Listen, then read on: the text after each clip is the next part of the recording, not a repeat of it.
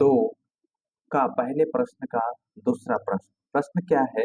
गुणनखंड द्वारा निम्नलिखित द्विघात समीकरण के शून्य क्या फिर मूल ज्ञात कीजिए। दूसरा प्रश्न क्या है? एक्स स्क्वायर क्या है?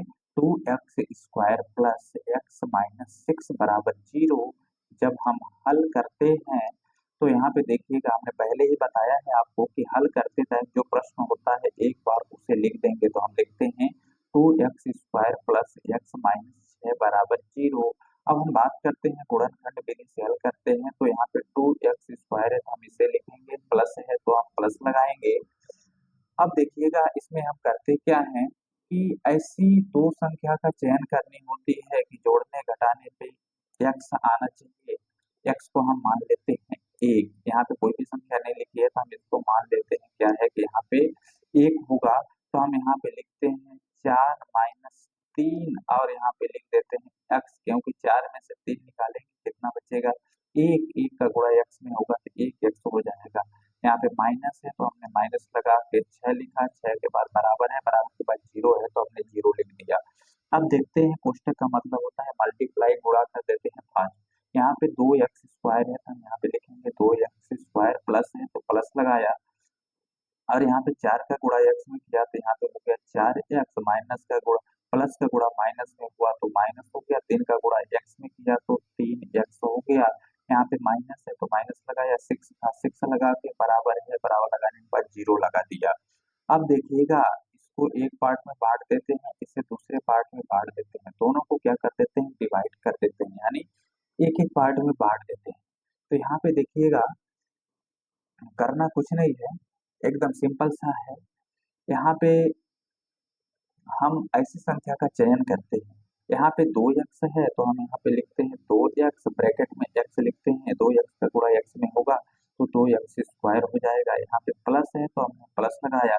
यहाँ पे क्या संख्या चयन करेंगे कि 4x हो जाएगा, तो हम यहाँ पे लिखेंगे 2, 2 का गुणा 2 में होगा तो 4 होगा, यहाँ पे x है तो x हो जाएगा। यहाँ पे माइनस है तो हमने माइनस लगाया, यहाँ पे क्या है? माइनस है तो हमने माइनस लगाया। अब यहाँ पे 3x - 6 बराबर 0 है, तब हमें यहाँ पे क्या करना होगा? यहाँ पे हमें लिखना होगा, सबसे पहले आप ध्यान दीजिएगा कि जो ब्रैकेट में आया है सबसे पहले इस चीज को हम यहाँ पे लिख देते हैं x+2, यहाँ पे लिख देते हैं, इसको ब्रैकेट में कर दो। अब यहाँ पे संख्या का चयन कर लो कि क्या गुणा करेंगे तो 3x होगा, क्योंकि 3x का गुणा करने के लिए यहाँ पे 3 लिखना पड़ेगा, 3 का गुणा x में होगा 3x।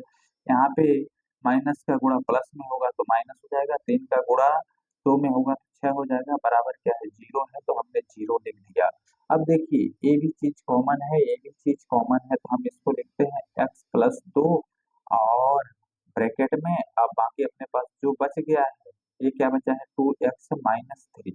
2x - 3 हम इसको यहाँ पे लिख देते हैं 2x - 3, बराबर लगा करके हम क्या लिखते जाएंगे? 0। अभी तक तो हम बराबर लगा करके 0 ही लिखेंगे।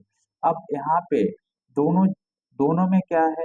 ब्रैकेट है और दोनों के साथ बराबर में 0 लगा हुआ है, तो हम सिंपल से यहाँ पे लिख देंगे x+2 बराबर 0, यहाँ भी 0 लगा देंगे, कॉमा यहाँ पे लिखेंगे 2x - 3 बराबर 0। ये कर दी। अब जैसे ही हमने पहले बताया था कि जो x बराबर हम जांच करेंगे तो प्लस की संख्या किस में कन्वर्ट हो जाएगी? माइनस में।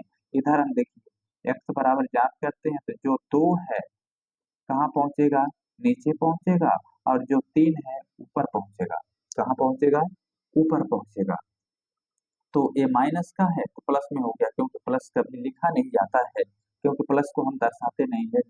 पॉजिटिव चार्ज को कभी दर्शाया नहीं जाता है, मैथमेटिक्स में नेगेटिव चार्ज को दर्शा दिया जाता है, क्योंकि पहले वर्ड में हम उसको लिख नहीं सकते हैं। तो हम यहाँ पे लिखेंगे, अतः इस समीकरण का शून्य x बराबर -2 और x बराबर 3/2 है। यही मूल है। क्या है? अर्थात यही मूल है, यही शून्य है।